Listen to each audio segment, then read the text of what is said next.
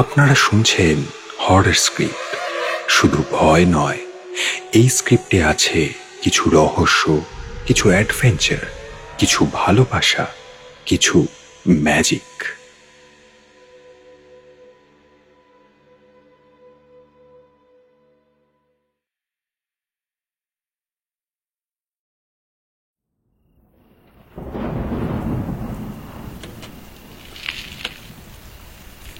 প্রবল বৃষ্টির মধ্যেই ভিজতে ভিজতে সাইকেল নিয়ে চলছিল মৃণাল। হাতে সম্বল একটিমাত্র টর্চ, কিন্তু প্রবল বৃষ্টির মধ্যে সেই টর্চের আলোয় কিছুই দেখা যাচ্ছিল না। হঠাৎ টর্চটার আলোয় একটা বারান্দার মতন কিছু তার চোখে পড়ল, আর দেখা মাত্রই সে আর দেরি না করে সাইকেলটা নিয়ে সোজা বারান্দার সামনে গিয়ে দাঁড়ালো। হাঁফ ছেড়ে বাঁচল সে। যাক, মাথা গোঁজার তো একটা ঠাঁই পাওয়া গেল। হঠাৎ মৃণালের হাতে কয়েকবার বিন্দু বিন্দু বৃষ্টির ফোঁটা গড়িয়ে পড়তেই মৃণাল ওপরের দিকে তাকিয়ে দেখল, তার মাথার ঠিক ওপরে একটা জং ধরা বোর্ডের মতন কিছু ঝুলছে। তাতে লেখা রজনী। পরে হয়তো আরো কিছু লেখা ছিল, কিন্তু সেটা পুরোটা বুঝতে পারল না সে। আর সেটা থেকেই বৃষ্টির জল চুইয়ে চুইয়ে পড়ছে তার হাতের উপর। রজনী? এটা আবার কার নাম? বোধহয় কোনো পুরানো দোকান হবে। সে যাই হোক, মাথাটা গুঁজে এখানে অন্তত দাঁড়াতে তো পারবো কিছুক্ষণ। একে যা বৃষ্টি, তার মধ্যে যা বীভৎসভাবে বাজ পড়ছে, সহজে তো থামবে বলে মনে হচ্ছে না। বারান্দা থেকে খানিকটা ভেতরে ঢুকে গেল সে। টর্চের আলোয় চারিদিকটা বেশ ভালো করে দেখতে থাকলো। চারপাশের দেওয়ালে কতগুলো ছেঁড়া পোস্টার টাঙানো। পোস্টারগুলো বোঝা যাচ্ছে না পুরোপুরি, তবে সেগুলো ছেঁড়া ফাটার মধ্যেও এটুকু বোঝা যাচ্ছে যে এটা কোনো সিনেমার পোস্টার। মৃণাল সেগুলোকে পড়বার চেষ্টা করলো বটে, তবে সে পুরোপুরি পড়তে পারল না। তবুও সে যতটুকু বুঝতে পারল সেটা পড়েই আপন মনে বলতে থাকলো, এটা বোধহয় কোনো সিনেমার পোস্টার হবে, কিন্তু বুঝতে পারছি না কোন সিনেমার। নিচের তারিখটা দেখে তো মনে হচ্ছে 2008 সাল লেখা। নিচে তো লেখা রজনী, তারপর শেষে সিনেমা। তাহলে এটা নিশ্চয়ই সিনেমা হল হবে, আর না হলে কোনো হোটেল হবে। এক সময় তো বাঁকুড়াতেও প্রচুর সিনেমা হল ছিল বলে শুনেছি, এটাও হয়তো ওরকমই কোনো একটা। সে যাই হোক, বৃষ্টির মধ্যে একটু দাঁড়াবার ঠাঁই তো পেলাম। তবে এখন কোনো সিনেমা চললে বন্ধ হতো না। যা পরিস্থিতি দেখছি, রাতের আগে বৃষ্টিও থামবে না। আরামসে সিনেমা দেখতে দেখতে ঘুমিয়ে পড়া যেত। মৃণাল দাঁড়িয়ে এইসব কথাই ভাবছিল। হঠাৎ তার পেছন দিকে জানালার ওপারে একটা লোককে শুয়ে থাকতে দেখে সে অবাক হয়ে বলে উঠল, কে কে ওখানে? আরে আপনি কে মশাই? এভাবে চোখে আলো ফেলছেন? ঘুমটা দিলেন তো 12টা বাজিয়ে। আরে মুখের দিকে টর্চের আলো ফেলে হাঁ করে কি দেখছেন? টর্চের আলোটা নিভিয়ে মৃণাল বলল, আগে আমি বুঝতে পারিনি দাদা। আসলে টিউশন পড়িয়ে বাড়ি ফেরার সময় এমন মুষলধারে ঝড় বৃষ্টি শুরু হলো, শেষমেশ টর্চের আলোয় দূর থেকেই বারান্দার মতো কিছু একটা দেখে এখানে আশ্রয় নিই। এত রাতে হঠাৎ আপনাকে দেখে খানিকটা চমকে গেছিলাম আর কি।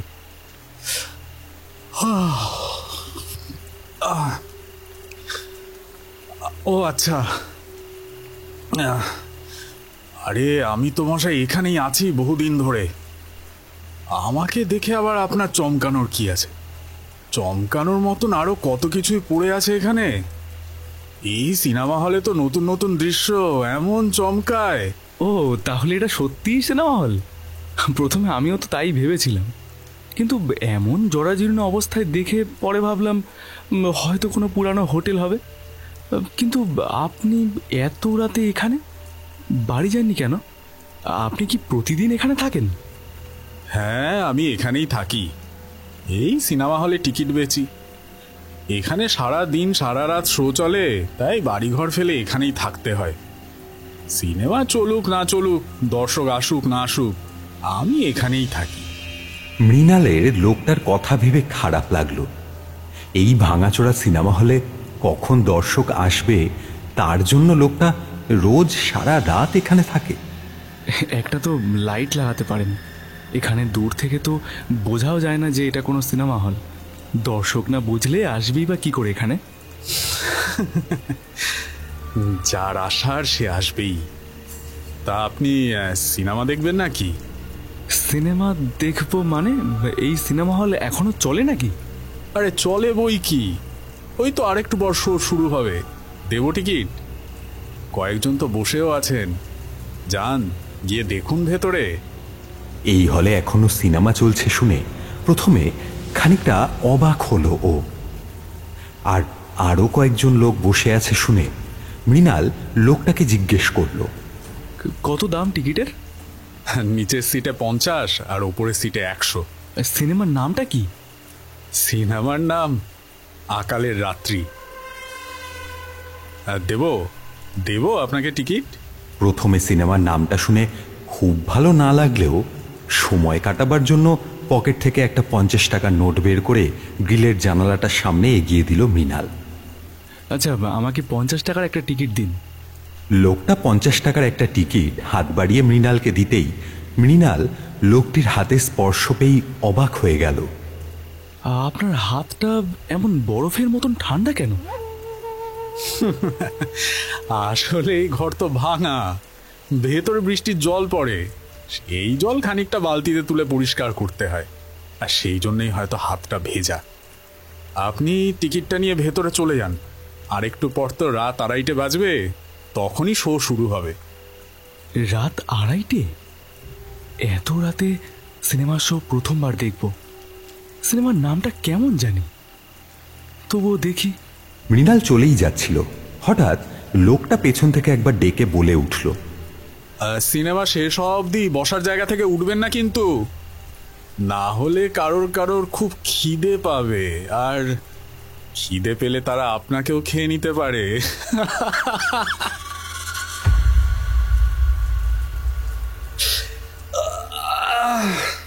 লোকটার কথাগুলো বোধহয় কান ঘেঁষেও ঘেঁষল না মৃণালের।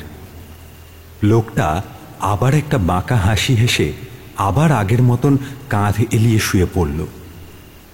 বাইরে বৃষ্টিটা এখনো মুষলধারে হয়েই চলেছে। সামনে একটা ভাঙা দরজা। টর্চের আলো ফেলে টিকিটটাকে একবার ভালো করে দেখল মৃণাল। টিকিটটার নিচে একটা তারিখ লেখা আছে, 12ই জুলাই 2008।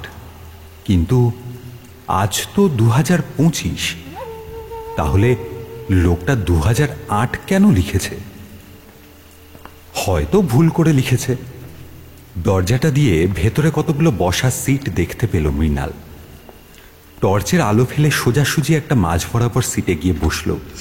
তারপর চারদিকটায় ভালোভাবে তাকিয়ে সে মনে মনে বলে উঠল, লোকটার কি মাথা খারাপ নাকি? একটু আগে বললো ভেতরে কয়েকজন আছে, এখানে তো কেউই নেই। ওপরেও তো কেউ বসে নেই, আর সিনেমার পর্দার মধ্যেও ঝুল ধরে ফেটেও গেছে দেখছি অনেকটা। এতে আবার কিসের সিনেমা দেখব? উফ বাবা, এখানে ভালোভাবে বসে থাকতেই পারছি না। উফ, আর সিনেমা, আর সাথে এত মশা ভরমন করছে কানের কাছে। ধুর, যাই, বাইরে যাই। কথাটা বলে সে উঠে বাইরেই যাচ্ছিল। এমন সময় সে তার মোবাইলে দেখল রাত 2:30 প্রায় বেজে গিয়েছে। সিনেমাটা তো রাত 2:30 সময়তেই শুরু হবে বলেছিল লোকটা। হঠাৎ সামনের অন্ধকার থেকে দরজাটা দিয়ে কয়েকজন ভেতরে ঢুকে আসতেই একটা লোক তাকে দেখে বলে উঠল, এ কি, আপনি বাইরে যাচ্ছেন কেন দাদা? আরে এক্ষুনি তো সিনেমা শুরু হবে, রাত 2:30 বেজে গেছে। যান যান, গিয়ে বসুন তো। আরে দাদা, মশা ভনভন করছে আর ধুলো ময়লা, তাই। আর এতক্ষণ তো কাউকে দেখছিলামও না। আচ্ছা ঠিক আছে, বসছি। লোকটাও অন্ধকারে একটা সিটে গিয়ে বসল। তারপর আরো কয়েকজনকে পাশের সিটে এসে বসতে দেখল মৃণাল। এইবারে যেন সিনেমাটা দেখার জন্য খানিকটা আগ্রহ হলো মৃণালের। তাই আবার নিজের সিটে গিয়ে বসল সে। হঠাৎ পর্দার মধ্যে দিয়ে একটা আবছা হলদে আলো জ্বলে উঠল। প্রথমে কালো অক্ষরে সিনেমাটার নাম ভেসে উঠল। তারপর বেশ কয়েকজন কঙ্কালসার মানুষকে একটা হাঁড়িকে নিয়ে কাড়াকাড়ি করতে দেখা গেল। বাচ্চা, মহিলা, পুরুষ, বৃদ্ধ নির্বিশেষে একটা হাঁড়িকে ধরে তারা টানাটানি করছে। হঠাৎ হাঁড়িটার মধ্যে থেকে কতগুলো চাল পড়ে গেল মাটিতে। তারা সকলে লুটিয়ে সেই চালগুলোকে মাটি থেকে উঠিয়ে খেতে লাগলো। চালগুলো মাটির সঙ্গে মিশে আছে একেবারে। সেগুলোকে মাটি শুদ্ধ তুলে খাচ্ছে তারা। তারপর আরো অনেকগুলো দৃশ্যতেও শুধুই যেন পর্দার ওপারের মানুষগুলো খিদের জ্বালায় হাঁসফাঁস করছে। কিন্তু হঠাৎ একটা মেয়েকে তার হাতের আঙুল আঁশবটিতে কেটে খেতে দেখে মৃণাল চিৎকার করে নিজের সিট থেকে উঠে দাঁড়ালো। বন্ধ করো, বন্ধ করো এই সিনেমা, কেউ বন্ধ করো, আমি দেখবো না, দেখবো না আমি এই সিনেমা, বন্ধ করো। এটা কোনো সিনেমা হলো? সাউন্ড নেই, আর এসব কি? আপনারা তো আছেন, কেউ কিছু বলছেন না কেন? আপনারা সকলে চুপ করে আছেন কেন? ঠিক আছে, আপনারা থাকলে থাকুন, আমি চলে যাচ্ছি।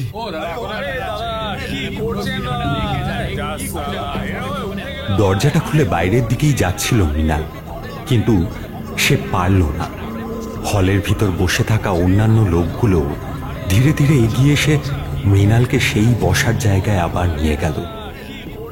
মৃণাল কিছুই বুঝতে পারছিল না কি হচ্ছে এইসব।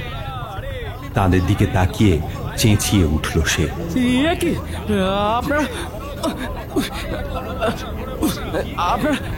আমার হাত ধরতেন কেন? ছাড়ুন, ছাড়ুন আমার হাত। আমি বাইরে বেরোবো। তোমাদের দেখতে হলে দেখো, এই মাথা খারাপ করা সিনেমা, কেউ মাটি খাচ্ছে, কেউ মরা পশু খাচ্ছে। ছাড়ুন। আবার কেউ আঁশবড়িতে নিজের আঙুল কেটে কেটে খাচ্ছে। হঠাৎ তাদের মধ্যে কেউ একজন অন্ধকারে মৃণালের হাতটাকে চাটতে শুরু করল। তারপরেই মৃণালের হাতে শিরা লক্ষ্য করে একটা কামড় বসাতেই মৃণাল প্রচন্ড জোরে আর্তচিৎকার করে উঠল।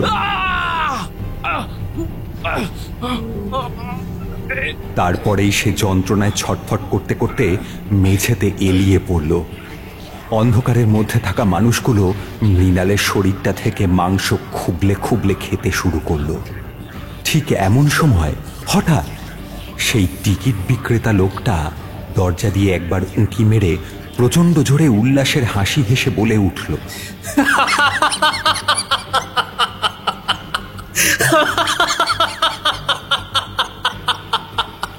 সমাপ্ত, সমাপ্ত।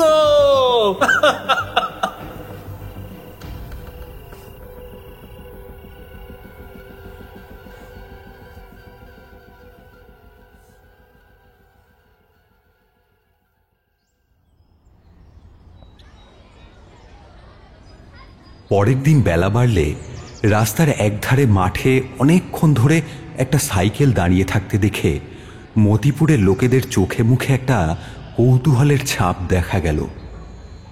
বেলা আরো খানিকটা বাড়লে মতিপুরের থানার বড়বাবু সেই সাইকেলটাকে থানায় বাজেয়াপ্ত করে নিয়ে গেলেন।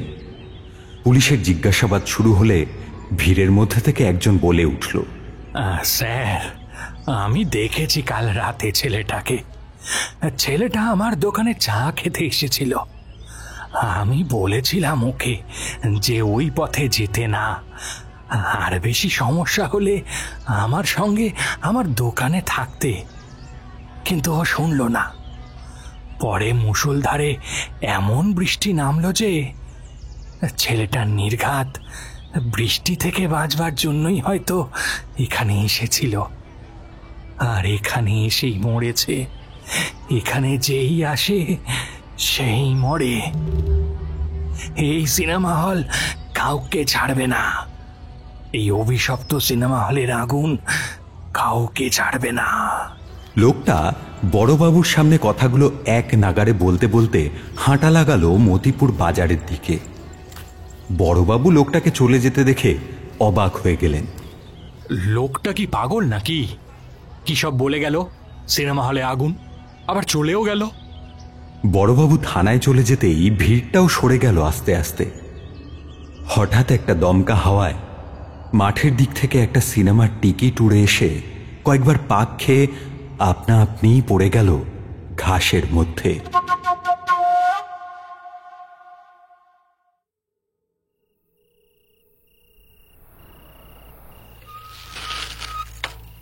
আর টোটো নিয়ে যাওয়া যাবে নি দাদা, বকুল গাঁয়ের পথ অনেক দূর, অত দূর যাওয়া যাবে না দাদা, চার্জ নেই, আপনারা এখানেই নামেন। পেছনের সিট থেকে টোটোওয়ালার কথা শুনে এবারে তেতিয়ে উঠল মনু। আরে তাহলে আমাদের এতটা আনলে কেন? এখন কতটা হাঁটতে হবে? একে তো অন্ধকার, অচেনা রাস্তা। আরে দাদা, আমি তো ভেবেছিলাম যা চার্জ আছে তাতে চলে যাওয়া যাবে, এখন দেখছি একেবারেই নেই। মনু তার স্ত্রী অনামিকার দিকে তাকিয়ে বলল, কি করবে গো, নেমে পড়বো? হ্যাঁ, তাছাড়া তো আর উপায় নেই, চলো। আরও একবার টোটোওয়ালাকে বকাঝকা করে টোটো থেকে নামলো ওরা। তবে টোটোওয়ালা যাবার পথে বলে গেল, আমি যাবার পথে যদি বাজারে যদি কোনো টোটোওয়ালাকে টোটো স্ট্যান্ডে দাঁড়িয়ে থাকতে দেখি, তাহলে না হয় পাঠিয়ে দিচ্ছি আপনাদের কাছে। ভাড়া মিটিয়ে দিতেই টোটোটা মুহূর্তের মধ্যে অন্ধকার রাস্তাটা দিয়ে আবার চলে গেল পেছনের দিকে। মাথা মোটা কোথাকার, আসার আগে দেখবে না গাড়িতে ব্যাটারি ঠিকঠাক আছে কিনা? এখন এই অন্ধকার রাস্তা দিয়ে বকুলগ্রাম কখন পৌঁছাবো কে জানে। আবার কি ভুলে গেল, কাউকে পেলে নাকি এ পথে পাঠিয়ে দেবে। ততক্ষণ আমরা এই অন্ধকার রাস্তায় দাঁড়িয়ে কি মশার কামড় খাবো? অনামিকা, আর দাঁড়িয়ে থেকো না, হাঁটা দেই, দেখি সামনের রাস্তায় যাওয়ার জন্য কোনো কিছু পাই কিনা। খানিকক্ষণ হাঁটার পর যখন অন্য কোনো টোটো বা গাড়ির দেখা পাওয়া গেল না, তখন অনামিকা বলল, এই কি করব গো, এদিকে রাত 10:30টার মতো বাজে, গোটা রাতটা কি এই রাস্তাতেই থাকবো? আরে সেটাই তো ভাবছি, রাস্তাঘাটও তেমন কিছু চিনছি না। বকুলগ্রাম বোধহয় আরো খানিকটা দূরে আছে, আর একটু এগোই। আর কাউকে দেখতেও পাচ্ছি না যে তাকে জিজ্ঞাসা করব কোনো গাড়ি এখান থেকে পাবো কিনা। একটু ধৈর্য ধরো। আরও কিছুটা হাঁটার পর অনামিকা রাস্তায় বসে পড়ল।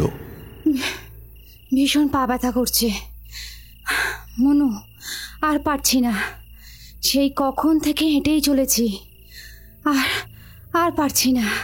অনামিকার কথা শেষ না হতেই হঠাৎ রাস্তার একপাশ থেকে একটা অচেনা গলার আওয়াজ শুনতে পেল ওরা। একটা ছেলে অন্ধকারে চিৎকার করে বলছে, এই ticket ticket ticket ticket ticket, সিনেমার টিকিট, রজনী সিনেমা হলের টিকিট, রাত 2:30টার শো, সিনেমার নাম আকাল রাত্রি, আর একটু পরেই শো শুরু হবে, তাড়াতাড়ি নিন, এই ticket ticket ticket ticket. Manu মোবাইলের আলো জ্বালিয়ে ছেলেটার দিকে এগিয়ে গেল। এই যে ভাই, এখান থেকে বকুলগ্রাম কতটা দূরে তুমি জানো? হেঁটে কি যাওয়া যাবে? বকুলগ্রাম তো অনেক দূর দাদা, হেঁটে যেতে পারবেন না। আচ্ছা, সামনে কোনো বাস স্ট্যান্ড বা রেল স্টেশন পাবো না? যদি কোনোভাবে আজ রাতে, আসলে বহুদিন পর বাড়িতে যাচ্ছি তো, টোটোতে আসছিলাম, কিন্তু মাঝপথে টোটোটার ব্যাটারি শেষ হয়ে গেল, তাই বাধ্য হয়ে হাঁটছি। বাস স্ট্যান্ড আর রেল লাইন খানিকটা দূরেই আছে, তবে রাতের শেষ ট্রেন তো সন্ধ্যার সময় চলে গেছে, আর শেষ যে বাসটা ছিল সেটাও বোধহয় অনেকক্ষণ আগেই চলে গেছে, তাই ওসব আর পাবেন না। আর এদিকে রাতও অনেকটা হয়ে গেছে, আর টোটোও রাত বাড়লে এ পথে কমই আসে। তাহলে কি করব ভাই? সাথে বউ আছে, এত রাতে কোথায় থাকবো? আর বৃষ্টির দিন, কখন আবার বৃষ্টি নামবে, বড্ড বিপদে পড়েছি গো ভাই। তা তোমার বাড়ি কোথায়? আমার বাড়ি এই পাশের গ্রামে, আমি এখানেই থাকি। ওই যে দেখছেন পেছনের সিনেমা হলে আমি সিনেমার টিকিট বিক্রি করি। হ্যাঁ, আপনারা কিন্তু সিনেমা হলে আজকে রাতটা কাটিয়ে যেতে পারেন। এই তো আর কিছুক্ষণের মধ্যেই রাত 2:30টার শো শুরু হবে। হ্যাঁ হ্যাঁ, রাতটা কোনো রকম কাটাতে পারলেই হয়, আর না হয় সিনেমা দেখতে দেখতে ঘুমিয়েই পড়বো। চলো চলো। আর মনু, বহুদিন ধরে তো কোনো সিনেমাও দেখা হয়নি, নিয়ে নাও। টিকিট কত করে? আর কি সিনেমা চলছে হলে? টিকিট ওই নিচের সিটে 50 আর উপরের সিটে 100। সিনেমার নাম আকাল রাত্রি। হে আবার কি নাম? জান না, গেলেই বুঝতে পারবেন। অভাব কি জিনিস, 71-এ দুর্ভিক্ষ নিয়ে সিনেমাটা, এইটুকুই শুধু জেনে রাখুন। আচ্ছা ঠিক আছে, 2টো টিকিট দিও তাহলে। তোমার নাম কি ভাই? ছেলেটা 2টো টিকিট মনুর হাতে দিতে দিতে বলল, আমার নাম মৃণাল। তা সিনেমা হলটা কোথায় ভাই? মৃণাল আঙুলের ইশারায় ওদেরকে সামনের দিকে একটা অন্ধকার বারান্দার দিকে এগিয়ে যেতে বলল।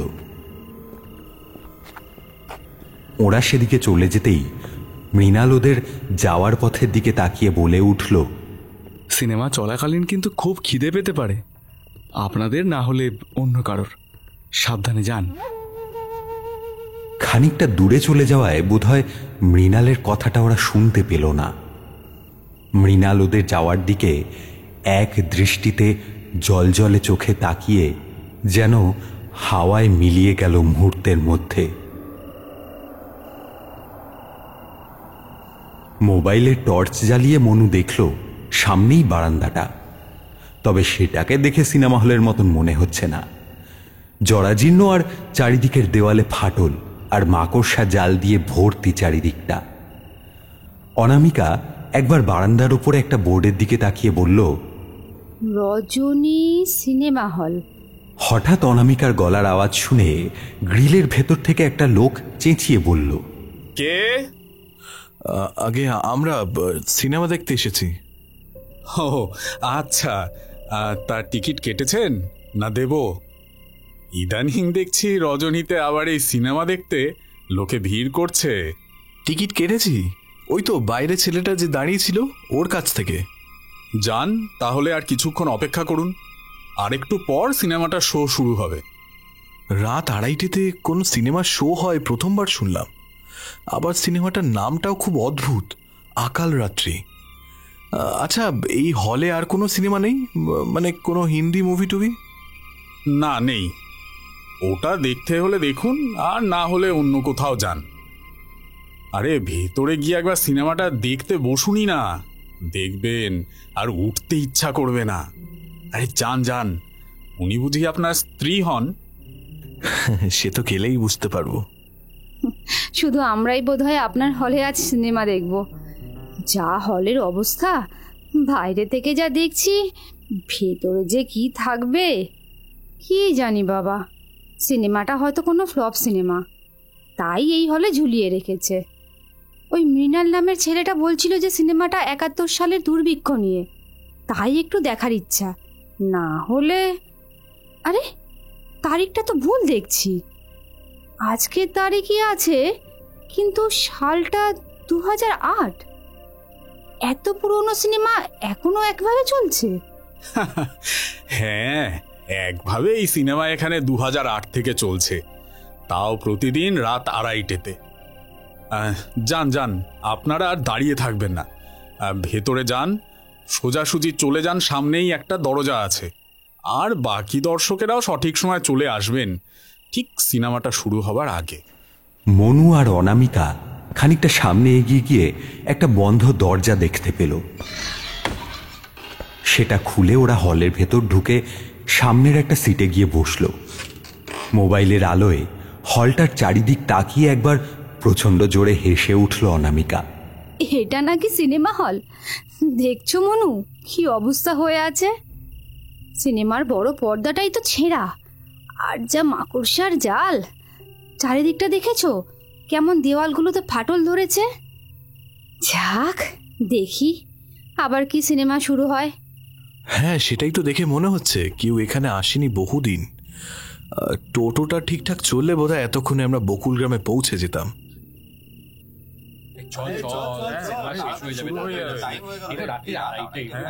বেশ খানিকক্ষণ পর কয়েকজন লোকের গলার আওয়াজ পেয়ে ঘুমটা ভেঙে গেল অনামিকা আর মনু। এখানে বসে যে নিজেদের মধ্যে কথা বলতে বলতে ওরা কখন ঘুমিয়ে পড়েছিল তা ওরা বুঝতে পারেনি। মনু মোবাইলে দেখল ঠিক রাত 2:30 বাজে। সামনের পর্দাটা থেকে একটা আবছা আলো এসে পড়ল ওদের চোখে। বড় বড় অক্ষরে ভেসে উঠল একটা নাম, আকাল রাত্রি। পর্দায় বেশ কিছুক্ষণ নাম দেখানোর পর সিনেমাটা শুরু হলো। বেশ কয়েকজন লোক একটা হাড়ি নিয়ে নিজেদের মধ্যে মারামারি করছে। প্রত্যেকেরই প্রায় কঙ্কালসার চেহারা, কে নেই তাদের মধ্যে? শিশু, জোয়ান, বৃদ্ধ। হাড়িটা থেকে কয়েকটা চাল মাটিতে পড়ে যেতেই লোকগুলো ঝাঁপিয়ে পড়ে মাটির থেকে সেটা তুলে নিয়ে খুবলে খুবলে খেতে শুরু করলো। পরের দৃশ্যে একটা মেয়ে একটা মরা মোষের মাংস তুলে তুলে খাচ্ছে। সিনেমার মধ্যে কিন্তু কোনো শব্দ নেই, এক টানা শুধু দৃশ্যগুলো পরপর হয়েই চলেছে। হঠাৎ অনামিকা আর মনু একে অপরের দিকে তাকিয়ে কেমন ঘামতে ঘামতে উঠে দাঁড়ালো। তারপর ধীরে ধীরে ওরা কেমন যেন একটা ঘোরে চলে যেতে লাগলো। পরস্পরের দিকে তাকিয়ে থমকে থমকে ওরা দুজনে সম্মিলিতভাবে বলল, খিদে পেয়েছে, খিদে পেয়েছে, খুব খিদে পেয়েছে, খুব খিদে পেয়েছে। আমাকে খেতে দাও, আমাকে খেতে দাও, আমাকে আমাকে খেতে দাও, আমার খেতে দাও পেট আমাকে। খিদের যন্ত্রণায় আমার ফেটে পেটে খিদের যাচ্ছে, যন্ত্রণায় খেতে দাও ফেটে আমাকে, যাচ্ছে। খেতে দাও, আমাকে খেতে দাও, খেতে দাও আমাকে। সিনেমা তখনও শেষ হয়নি। এখনো সিনেমার একটা দৃশ্য চলছে। সেখানে দেখাচ্ছে একটা বাচ্চা ছেলে মাটি থেকে পিঁপড়ে তুলে খাচ্ছে। অনামিকা এবার হঠাৎ মনুর হাতটা কামড়ে ধরল। মনুও অনামিকার হাতটা কামড়ে ধরল, যেন প্রবল খিদের যন্ত্রণায় ওরা দুজন ছটফট করছে। হঠাৎ যেন ওদের দুজনের মধ্যে একটা উন্মাদ হাতির শক্তি এসে গিয়েছে। দুজনে দুজনের শরীর থেকে কামড়ে কামড়ে মাংস তুলে খুবলে খুবলে খেতে শুরু করেছে। প্রচণ্ড যন্ত্রণায় ছটফট করতে করতে শেষমেশ মেঝেতে লুটিয়ে পড়ল অনামিকা আর মনু। এইবার কতগুলো কালচে অবয়ব জলজলে চোখে ধীরে ধীরে এগিয়ে এসে ওদের সেই ছিন্ন বিচ্ছিন্ন শরীরের টাটকা রক্ত দিয়ে সিনেমার বড় পর্দাটায় গিয়ে লিখে দিল সমাপ্ত। পর্দার আলোটা সেই রক্তাক্ত লেখায় ধীরে ধীরে আবছা হতে হতে নিভে গেল।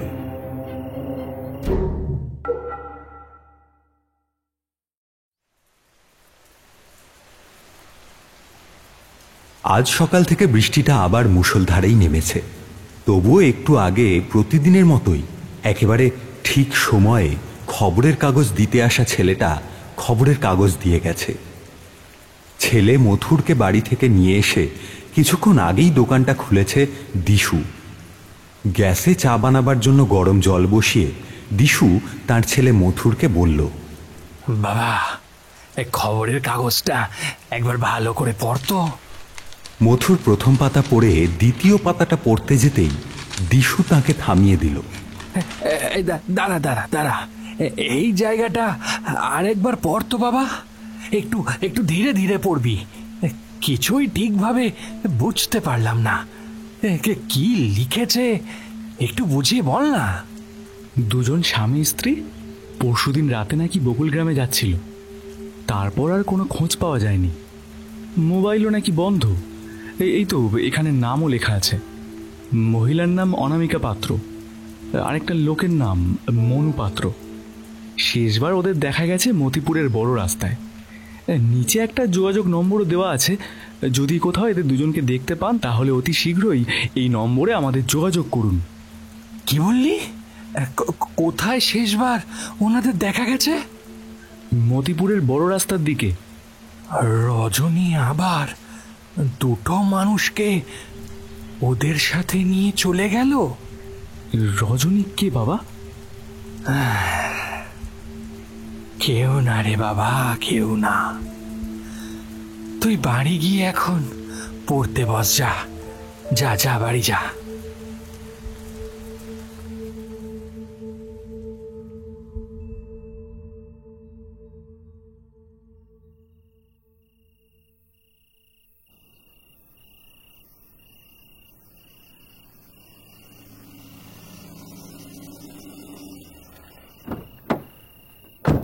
খানিক রাতের দিকে যখন দিশু তার দোকানের ঝাঁপ নামাতে যাচ্ছিল, তখন বড়বাবু তার জিপটা নিয়ে এসে হাজির হলো দিশুর দোকানের সামনে। এই যে, তুমি তো সেদিন ওই ছেলেটাকে দেখেছিলে বলে জানিয়েছিলে। তোমার নামই তো দিশু। জি আগে, আসলে ওই ছেলেটা আমার দোকানে চা খেতে এসেছিল সেদিন। ওকে বারবার না করেছিলাম ওই পথ দিয়ে রাতে একা একা না যেতে, কিন্তু ও শুনলই না আমার কথা। কেন? ওই পথ দিয়ে রাতের বেলা একা গেলে কি হয়? বড়বাবু, ওই সিনেমা হল সবাইকে ডাকে। সিনেমা দেখাবার নাম করে কাউকে পাগল করে কিংবা কাউকে খিদের জ্বালায় মেরে ফেলে। প্রতি রাতে ওই সিনেমা হল জেগে ওঠে, আবার দিনের আলো ফুটলে আপনা আপনি মিলিয়ে যায় ওই অপয়া সিনেমা হলটা। সিনেমা হল এই বাঁকুড়াতে? আবার তাও রাতে কোথায় সিনেমা হল খোলা থাকে? যা সিনেমা হল শুনেছিলাম সব তো কবেই বন্ধ হয়ে গেছে। আমাকে তুমি এসব কি গাঁজাখড়ি গল্প শোনাচ্ছ বলো তো? না না বড়বাবু, আমি আপনাদের কেন মিথ্যা গল্প শোনাবো? আমার নিজের চোখে দেখা সেই সিনেমা হল, আকাল রাত্রি সিনেমা, রাত 2:30টার শো। তারপর সব চলছে, শুধু আমি ছিটকে কোনো রকমে বাইরে বেরিয়ে এলাম। দূর, চুপ করো তো, যত সব গাঁজাখুরি গল্প। আমার মনে হয় ওখানে কোনো দুষ্কৃতী আঁকড়া বানিয়েছে ওই সিনেমা হলের নাম করে। যে সেই পথ দিয়ে যাচ্ছে তাকেই উধাও করে দিচ্ছে। আর ঠিক আছে, একবার আমাকেও দেখতে হয়। কি নাম বললে সিনেমার? আকাল রাত্রি? ঠিক আছে, আবার কখনো দরকার পড়লে জিজ্ঞাসাবাদ করতে আসবো তোমাকে দিশু। কারণ আগের দিন ওই মাঠে সাইকেল রেখে যাওয়া ছেলেটা আর ওই বকুল গ্রামে যাবার জন্য সেই দম্পতি সকলেই এখনো নিখোঁজ। বড়বাবু চলেই যাচ্ছিলেন, হঠাৎ দিশু তাকে পেছন থেকে ডেকে বলল, বড়বাবু, লাভ কি খুব একটা হবে তাতে? মানে মানে মানে যাদের ওই সিনেমা হল নিয়ে যায় তার সাথে, তাদের আর খুঁজে পাওয়া যায় না। সে তো গেলেই জানতে পারবো।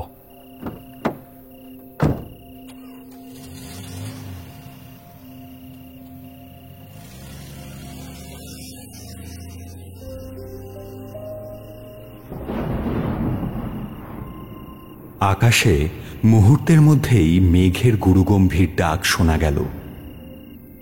দোকানের ওপরে মাকড়সার জালে এঁটে সেটে হলদে বাল্বের আলোটা কয়েকবার দপদপ করে উঠল, আর এক পশলা হাওয়া যেন দিশুর গামছার আড়ালে ঢাকা বাকি মুখের অংশটাকে খুলে দিল।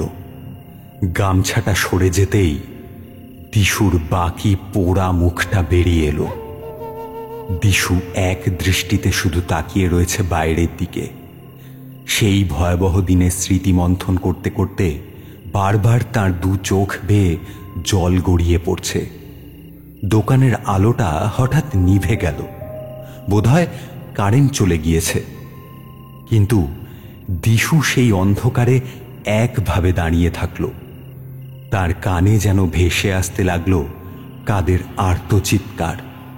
সে তার কান দুটো শক্ত করে চেপে ধরে বিড়বিড় করে বলে উঠল, কিছু কিছু একটা করতে হবে, যাতে আবার সুব্রত বাবুকে এখানে নিয়ে আসা যায়। আলোটা আবার জ্বলে উঠল। দোকানের ঝাঁপ নামিয়ে বাড়িতে ঢুকতেই দিশু দেখল তার বাড়ির দরজাটা খোলা। ঘরের ভেতরে আলো জ্বলছে, কিন্তু ঘরের মধ্যে মথুর কোথাও নেই। আশেপাশের কয়েকজনকে মথুরের কথা জিজ্ঞাসা করতেই তারা সকলে বলল, মথুরকে কারা জানি কিছুক্ষণ আগে সিনেমা দেখতে যাবে বলে নিয়ে গিয়েছে। সেই কথা শুনে দিশু যেন আর স্থির থাকতে পারল না। এক চেনা অস্তিত্বতে দৌড়তে দৌড়তে সে এসে পড়ল মতিপুরের বড় রাস্তাটার সামনে।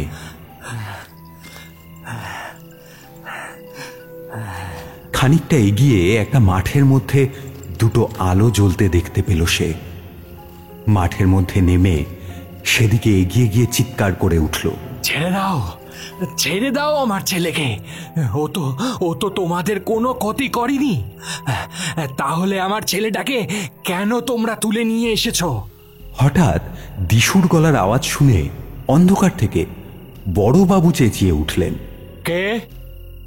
এই, তোমরা একবার সামনের দিকে আলো ফেলো তো। দিশুর মুখের মধ্যে টর্চের আলোটা পড়তেই বড়বাবু হেসে উঠলেন, কি ব্যাপার, তুমি আজকে এখানে সিনেমা দেখতে এসেছো নাকি দিশু? না না, ভুল বলে ফেললাম, রোজই তো আসো। মানে আমি আপনার কথার কিছুই বুঝছি না বড়বাবু। আমার ছেলেটাকে কোথাও খুঁজে পাচ্ছিলাম না, তাই তাই আমি ওকে খোঁজবার জন্য এখানে এসেছি, আর এখানে এসে আপনাদের দেখতে পেলাম। তাই নাকি? কয়েকজন যে বলল তুমি তোমার ছেলেকে নিয়ে প্রতি রাতে এখানে আসো, আর এখানে এসে গভীর রাতে যাতায়াত করা লোকেদের ডেকে তাদের জিনিসপত্র ছিনতাই করে তাদের গুম করে দাও। বড়বাবুর এই কথাগুলো শুনে যেন দিশুর মাথার মধ্যে বাজ পড়ল। সে কিছুই বুঝতে পারছে না। না বড়বাবু, এ অভিযোগ মিথ্যে। আমি আমি এসব কেন করব? এইসব করে আমার কি লাভ? কেন করব না? আর তাছাড়া একমাত্র তুমি এখানে সিনেমা হলের কথা বলেছিলে দিশু, আর তো কারোর মুখে এই কথা শুনিনি। আজ তোমাকে হাতে পেয়েছি। চলো এবার জেলের হাওয়া খেতে খেতে তোমার সিনেমা হলের না হয় গল্প শোনা যাবে। এই, কে আছো? ওকে গাড়িতে তোলো। বড়বাবু, বড়বাবু, আমার ছেলেটা কোথায় বড়বাবু? তোমার ছেলেকে থানার 2জন কনস্টেবলকে দিয়ে বাড়ি পাঠিয়ে দিয়েছি। চলো এখন তাড়াতাড়ি গাড়িতে ওঠো। দিশুকে 2জন পুলিশ ধরে গাড়িতে ওঠাতেই যাচ্ছিল, ঠিক এমন সময় দিশু কাদের যেন সম্মিলিত গলার স্বর শুনতে পেল।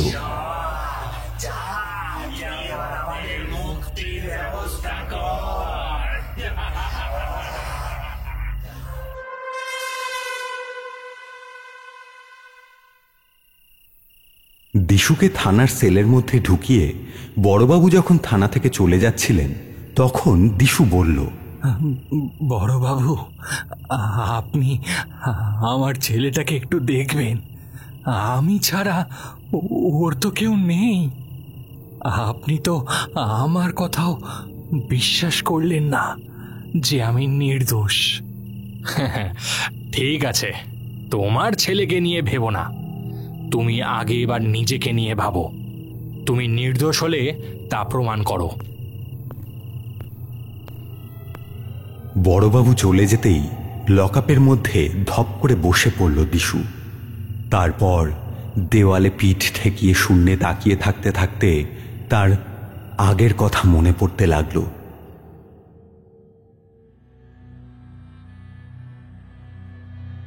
তখন 2008 সাল। বাঁকুড়ার মধ্যে রমরমিয়ে চলছে বহু সিনেমা হল, আর তাদের মধ্যে নতুনভাবে এক সংযোজন হল রজনী সিনেমা হল।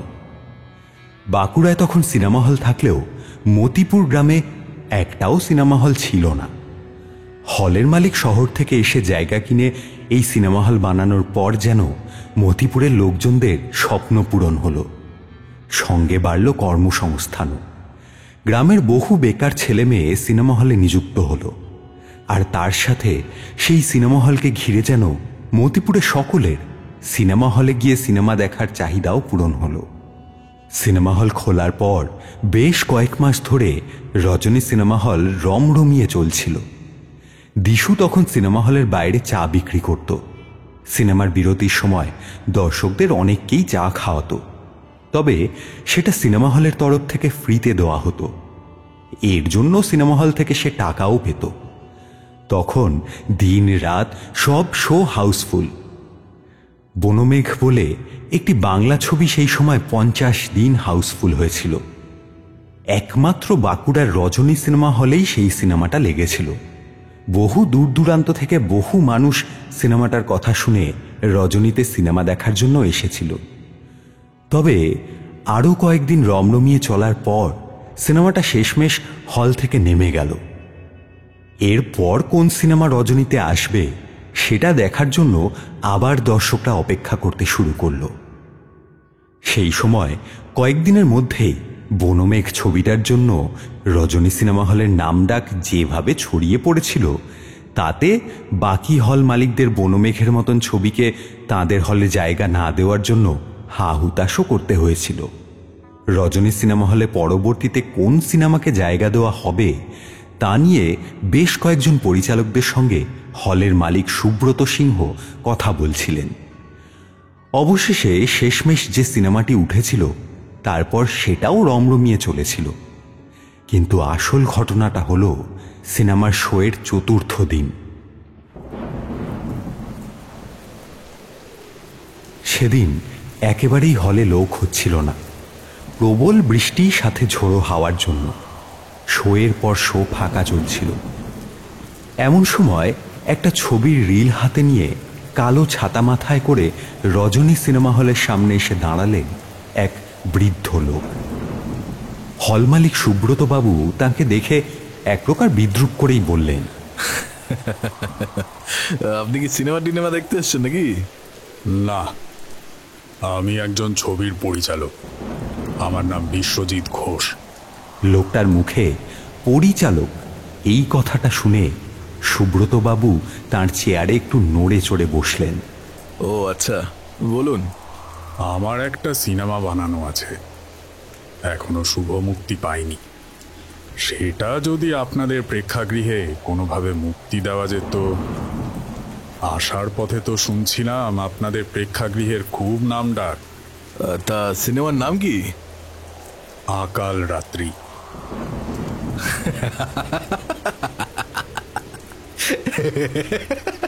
ছবিটার নাম শুনেই চেয়ার থেকে হাসিতে লুটিয়ে পড়লেন সুব্রতবাবু ও সঙ্গে টিকিট বিক্রেতা অঞ্জন। আপনারা আসছেন কেন? আরে আরে না না না না, কিছু মনে করবেন না, আসলে আপনার সিনেমার নামটাই এমন। আচ্ছা আচ্ছা, ভেবে দেখবো আপনার সিনেমাটি নিয়ে।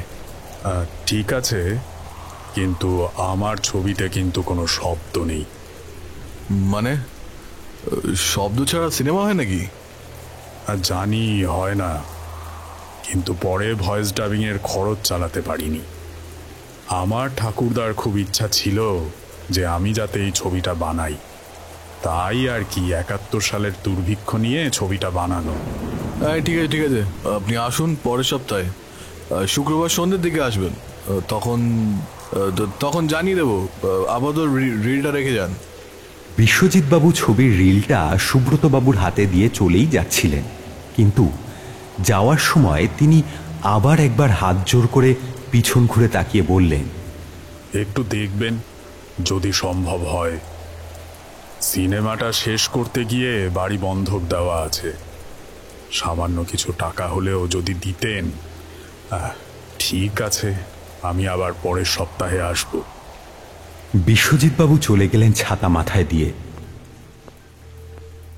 এরপর রজনীতে যে সিনেমাটা চলছিল, কদিন ভালোই হল ভর্তি লোক হলো তা দেখার জন্য, কিন্তু পরের সপ্তাহে সেটা যেন আবার মুখ থুবড়ে পড়ল।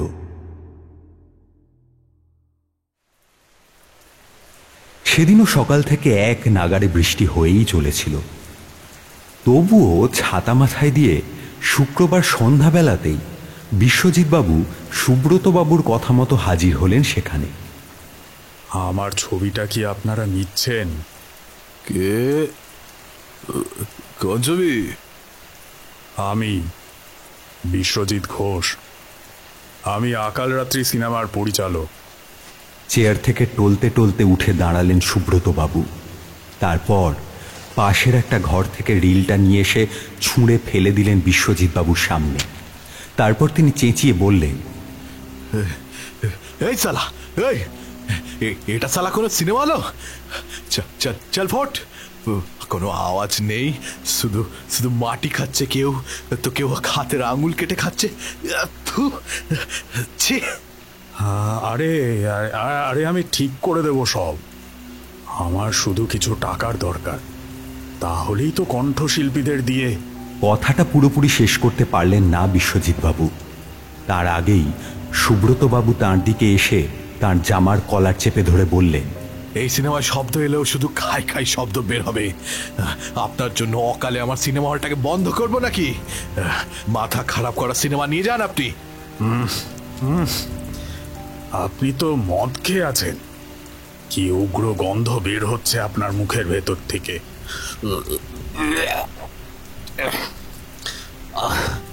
আমার দম বন্ধ হয়ে আসছে। কিন্তু যদি আর একবার ভেবে দেখতেন, আমি তো বলছি ছবিটায় কণ্ঠ দেবার মতন বেশ কিছু জন কণ্ঠশিল্পী লাগবে। কিন্তু এই মুহূর্তে সেই খরচ চালানোর মতো আমার কাছে পয়সা কড়িও নেই। কি বললেন? খুব দম বন্ধ হয়ে আসছে না আপনার? দাঁড়ান দাঁড়ান। চেয়ারের পাশ থেকে একটা কাঁচের গ্লাসে কিছুটা তরল পদার্থ নিয়ে সুব্রতবাবু বিশ্বজিৎবাবুর মাথার উপর ঢেলে দিলেন। বিশ্বজিৎবাবুর জামাটা ভিজে গেল মুহূর্তের মধ্যে। মদের উগ্র গন্ধে তার যেন বমি পাচ্ছে।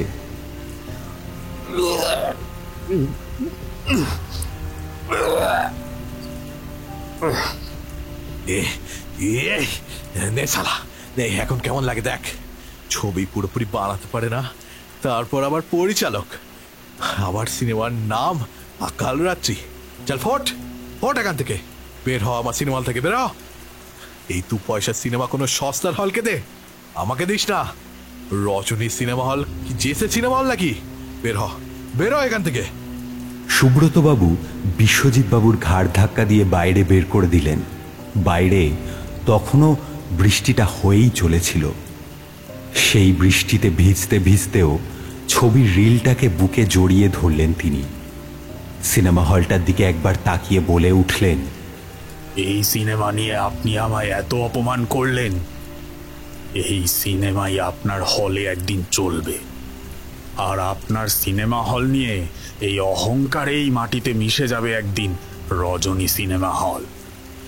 শুধু আমার সিনেমাই চলবে, এই আকাল রাত্রি সিনেমাই চলবে। লোকটা ধীর পায়ে এগিয়ে চলেছিল রাস্তার দিকে, কিন্তু সে বেশি দূর আর যেতে পারল না। হঠাৎ আকাশ কাঁপিয়ে প্রচণ্ড জোরে একটা বাজ পড়ল তার মাথার উপরে।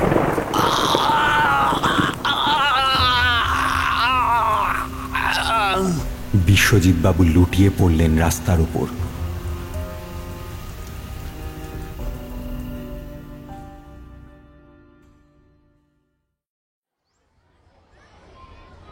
পরের দিন সকালে পুলিশ এসে বিশ্বজিৎবাবুর দেহটাকে উদ্ধার করে নিয়ে চলে গেলেন, কিন্তু অদ্ভুতভাবে ওনার সঙ্গে থাকা ছবির রিলটাকে আর কোথাও খুঁজে পাওয়া গেল না। এর মধ্যেই একসঙ্গে বেশ অনেকগুলো ছবির মুক্তি থাকায় পরিচালকদের আর প্রযোজকদের সঙ্গে ঘন ঘন মোবাইলে কথা হচ্ছিল সুব্রতবাবুর। একসাথে প্রায় 4টে শো চলে রজনী সিনেমা হলে। শেষ শোয়ের সময় ঠিক রাত 2:30।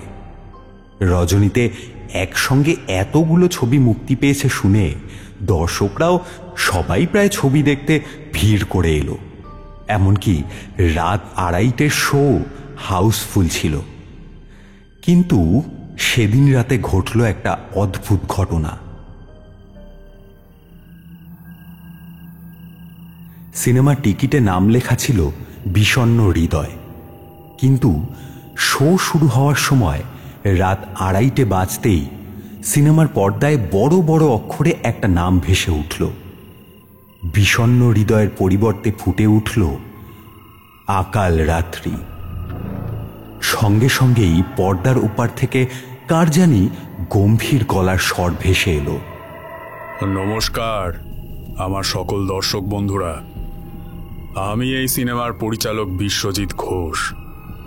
আপনারা আজ দেখবেন আমার পরিচালনার প্রথম আর শেষ ছবি আকাল রাত্রি।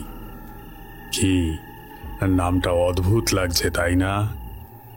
আসলে এই সিনেমার গল্প 71 সালের দুর্ভিক্ষের মহামারীর সময় নিয়ে নির্মিত। আর আমার এই ছবিটি কিন্তু নির্বাক, কোনো শব্দ নেই। আমি তার জন্য আপনাদের কাছে ক্ষমা চেয়ে নিচ্ছি। আশা করছি আমার পরিচালিত এই আকাল রাত্রি ছবিটি খুব ভালো লাগবে। বিশ্বজিৎবাবুর গলার আওয়াজ থামতেই দর্শক আসনে বেশ একটা হুলস্থুল পড়ে গেল।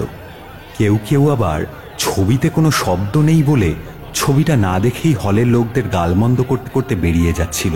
কিন্তু তখনই ছবিটা শুরু হলো।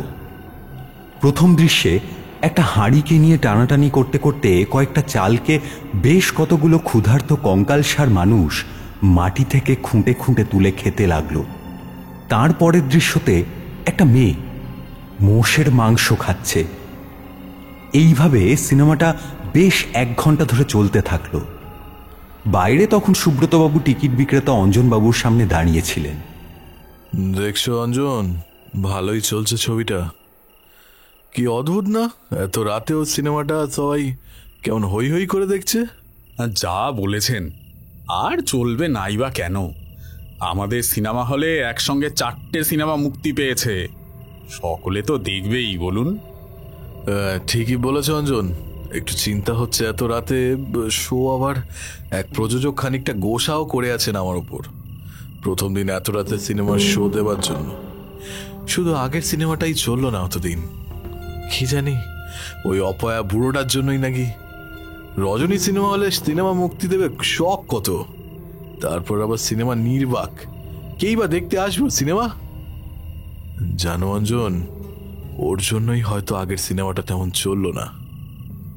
আর তো 1 ঘন্টা বাকি সিনেমা শেষ হওয়ার। আজ তো সারাদিনের মতো সিটি হাততালি কিছুই শুনছি না। সিনেমায় অবনীবাবু রয়েছেন, আর সাথে আর কথাটা শেষ করতে পারলেন না সুব্রতবাবু। তার আগেই বড় পর্দার পেছনে যে দুটো ছেলে দাঁড়িয়ে সিনেমাটাকে চালায়, তার মধ্যে একজন হন্তদন্ত হয়ে হাঁপাতে হাঁপাতে দৌড়ে এলো সুব্রতবাবুর সামনে।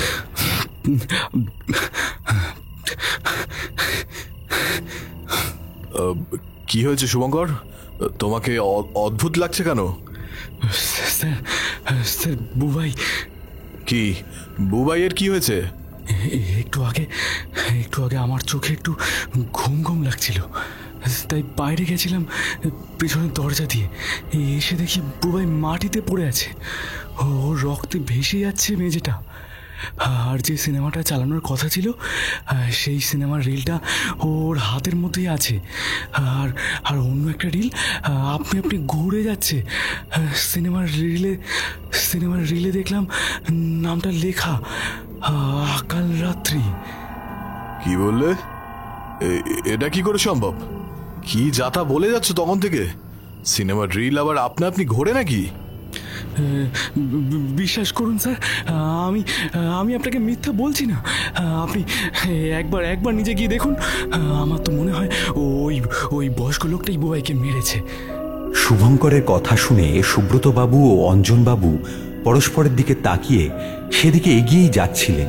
ঠিক তখনই হঠাৎ হলের ভেতর থেকে প্রচণ্ড জোরে চিৎকার আর ভাঙচুরের শব্দ শোনা গেল।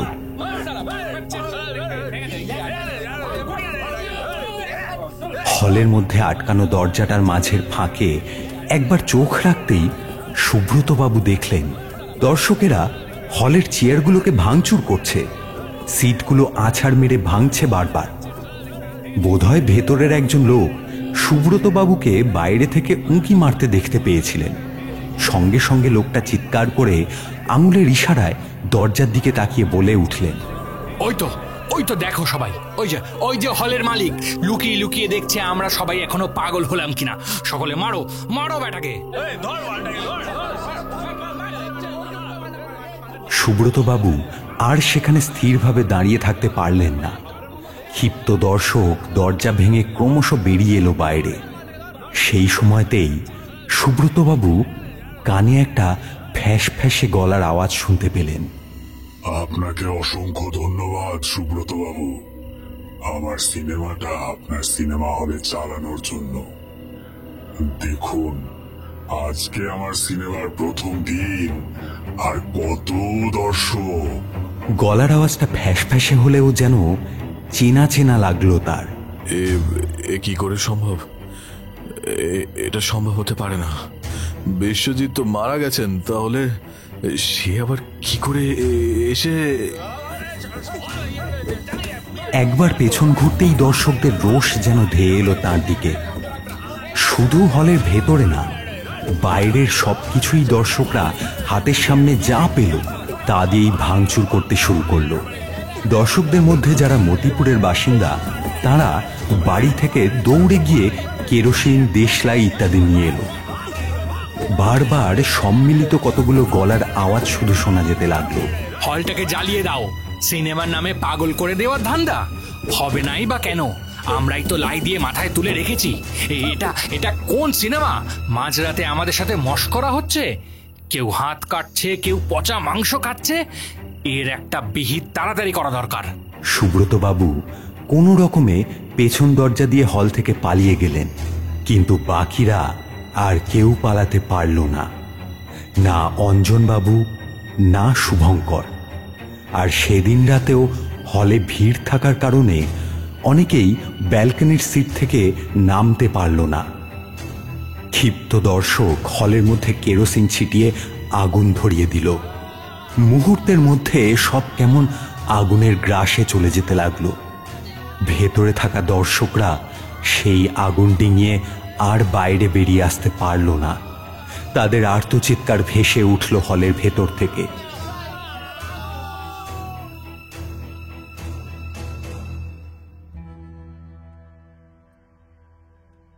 পুলিশ এলো, আগুন নিভল, কিন্তু ততক্ষণে সবটা পুড়ে ছাই হয়ে গেছে। আর সেদিন দিশু ও হল থেকে চা বানাবার সরঞ্জাম ফেলে কোনো রকমে বের হতে পারলেও তার একটা গাল পুড়ে গিয়েছিল সেই বীভৎস আগুনে। এসব ভাবতে ভাবতেই কেমন যেন ঘুমে বিভোর হয়ে গেল দিশু।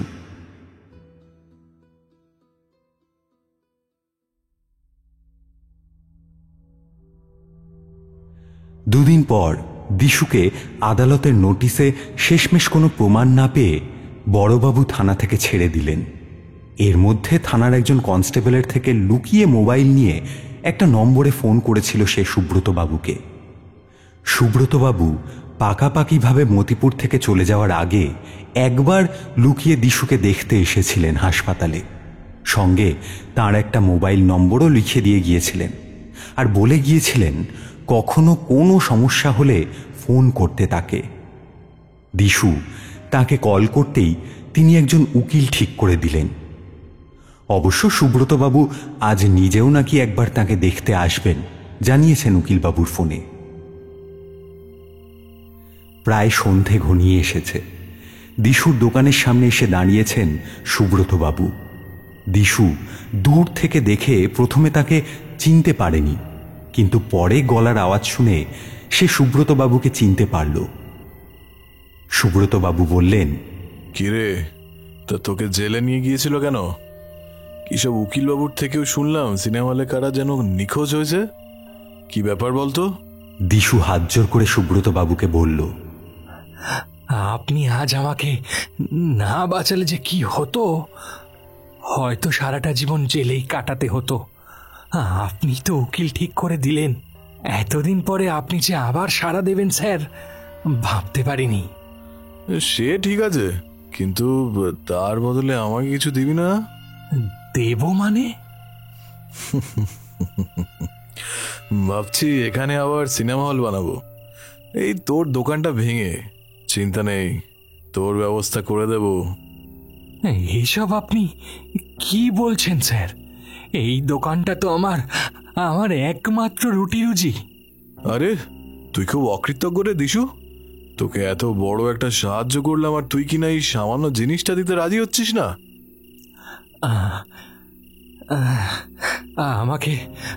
আমাকে একটু ভাবার সময় দেন স্যার। আপনি কি আজ এখানে থাকবেন নাকি শহরে চলে যাবেন?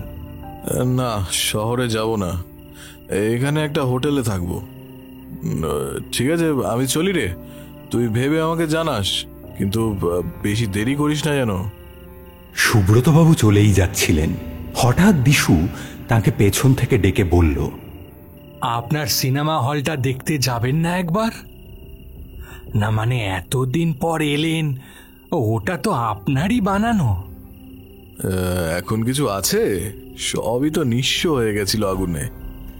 ঠিক আছে, আর একটু পরে না হয় তোর সঙ্গে যাব। আর একটু পর না, গভীর রাতে গেলে হতো না স্যার? না মানে পরপর 3 জন নিখোঁজ হয়েছে তো, তাই বড়বাবু গাড়ি নিয়ে টহল দেন। রাতের দিকটায় গেলেই বোধহয় ভালো হতো। প্রথমে রাতে সেই পোড়া হলে ঘুম নষ্ট করে যাবার কথা শুনে বিরক্ত হলেও শেষমেশ আর দিশুর প্রস্তাবে না করতে পারলেন না সুব্রতবাবু।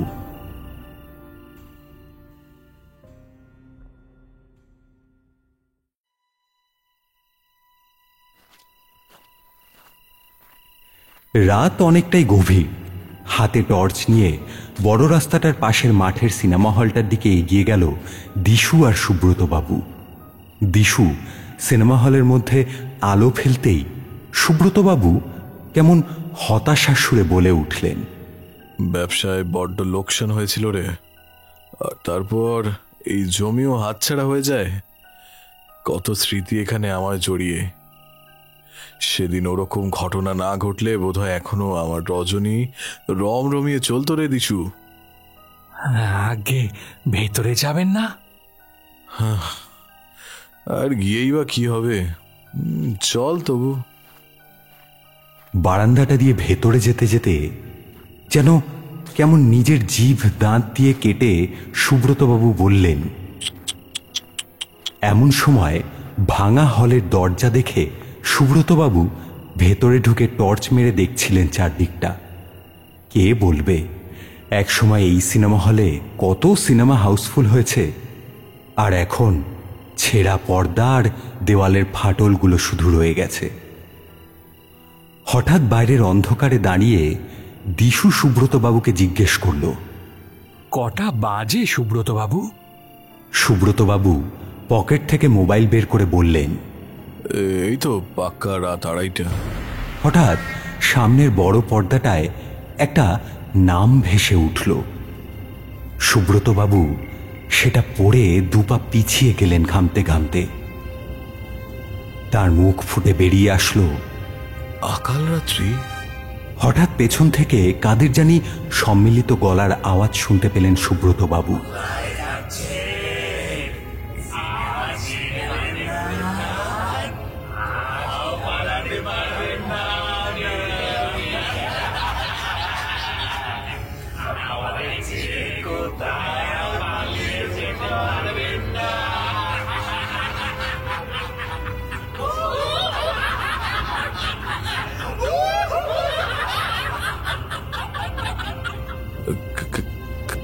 কারা কারা তোমরা? কি চাও? একবার তাদের দিকে টর্চ ফেলতেই চমকে উঠলেন তিনি। মুখগুলো পোড়া, কিন্তু জামা কাপড় দেখে তিনি চিনতে পারলেন তাদের। তাদের মধ্যে একজন অঞ্জনবাবু, আরেকজন শুভঙ্কর। একবার দৌড়ে বাইরে পালিয়ে যাবার চেষ্টা করলেন সুব্রতবাবু, কিন্তু পারলেন না। তিনি মেঝেতে পড়ে গেলেন। একটু একটু করে ওরা দুজন এগিয়ে আসছে তার দিকে। না, শুধু ওরা দুজন নয়, এখন তাদের পেছনে যেন জড়ো হচ্ছে অজস্র কালচে মুখ। তাদের মুখে একটা উন্মাদের মতন হাসি লেগে রয়েছে। তারা সবাই একসঙ্গে এগিয়ে আসছে ক্রমশ সুব্রতবাবুর দিকে, আর সম্মিলিতভাবে বলছে,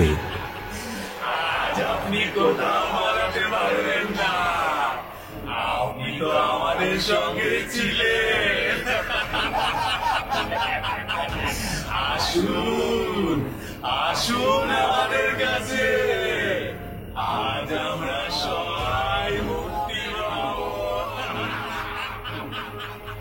সুব্রতবাবু ক্রমশ মেঝেতে ঘষ্টাতে ঘষ্টাতে একেবারে একটা ভাঙা চেয়ারের সামনে গিয়ে সেটা ধরে উঠে দাঁড়ালেন। তো তোমরা তোমরা আমাকে ছেড়ে দাও। আমি আর কখনো এখানে আসবো না। দিশু, কোথায় গেলি? এই দিশু। সিনেমাটা এক টানা চলেছে শুধু, আর সিনেমার সেই আবছা আলোয় আরো কতগুলো কালচে অবয়বকে পেছনে বসে থাকতে দেখলেন সুব্রতবাবু। সেই অবয়বগুলো কিছুক্ষণ পর পর কেমন হাততালি দিয়ে উঠছে। সুব্রতবাবু সেই দৃশ্য দেখে যেন পিঠের ওপর দিয়ে একটা শীতল হিমের স্রোত বয়ে গেল মুহূর্তের মধ্যে। তিনি চোখ বুজে হাত জোর করে চিৎকার করে শুধু বলতে লাগলেন, আমাকে আমাকে ছেড়ে দাও, আমাকে যেতে দাও এখান থেকে, আমাকে ছেড়ে দাও এখান থেকে, যেতে দাও। আপনি ভয় পাচ্ছেন কেন স্যার? কি হয়েছে? এই তো আমি। এই হারামজাদা, এই আমাকে এখানে একা রেখে তুই কোথায় চলে গেছিলি? চল এখান থেকে ফিরি তাড়াতাড়ি, এই জায়গাটা ভালো না। আর ওরা ওরা আমি তো একটু বাইরেই দাঁড়িয়ে চারিদিকটা ভালোভাবে দেখছিলাম।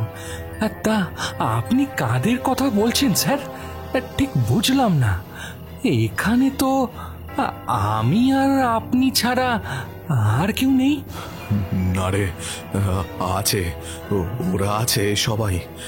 এখানেই আছে ওই অঞ্জন, শুভঙ্কর, আর সেদিন হলের মধ্যে আটকে থাকা বাকিরা সবাই এখানে আছে। ওরা ওরা আমাকে মেরে ফেলবে রে দিশু। চল বের হই তাড়াতাড়ি এখান থেকে, না হলে না হলে কি আপনাকেও ওরা মারবে? মারুক না হয়, ওরা সবাই মুক্তি পাক। আপনার ভুলের জন্য রোজ রাতে নিরাপরাধ লোকেরা কেন মরবে? কি যাতা বলছিস? চল তাড়াতাড়ি বের হই এখান থেকে। এই বলে দরজা থেকে সুব্রতবাবু বের হতেই যাচ্ছিলেন, হঠাৎ কে যেন বাইরে থেকে প্রচন্ড জোরে তার গালে সপাটে চড় মারল। হলের একটা ভাঙা সিটের মধ্যে ছিটকে এসে পড়লেন সুব্রতবাবু। দিশু হঠাৎ কোনো উত্তর না দিয়ে অন্ধকারে একবার বাঁকা হাসি হেসে বাইরে বেরিয়ে গেল। সিনেমাটা আবার চলতে শুরু হলো। এইবার বোধহয় শেষ দৃশ্য। ধীরে ধীরে আবার সেই কালচে অবয়বগুলো ঘিরে ধরতে লাগলো সুব্রতবাবুকে। তিনি কয়েকবার প্রচন্ড জোরে চিৎকার করে উঠলেন, কিন্তু সেই কালচে অবয়বগুলো ধীরে ধীরে তার পুরনো শরীরটাকে টেনে টেনে ছিঁড়তে ছিঁড়তে ছিন্ন বিচ্ছিন্ন করে দিল নিমেষের মধ্যে। তাদের মুখে যেন একটা পৈশাচিক হাসি লেগে রয়েছে। তারপর সেই অবয়বগুলো ধীরে ধীরে সুব্রতবাবুর মৃত শরীরের থেকে মাংস তুলে তুলে খেতে লাগলো। হলের ভেতর থেকে একটা সম্মিলিত পৈশাচিক হাসির শব্দ ভেসে এলো। দিশু একটা বোতলের থেকে কিছু একটা ওই সিনেমা হলটার চারদিকে ছিটিয়ে একটা দেশলাই কাঠি ছুঁড়ে দিল সামনে। মুহূর্তে আবার সবকিছু দাউ দাউ করে জ্বলে উঠল। দিশু হাঁটু গেড়ে বসে সেই আগুনের দিকে তাকিয়ে বলতে থাকলো, ওরা আমার কাছে মুক্তি চাইছিল, তাই ওদের কথা মতোই আপনাকে এখানে নিয়ে এলাম। আমাকে ক্ষমা করবেন স্যার, আমি সত্যিই অকৃতজ্ঞ।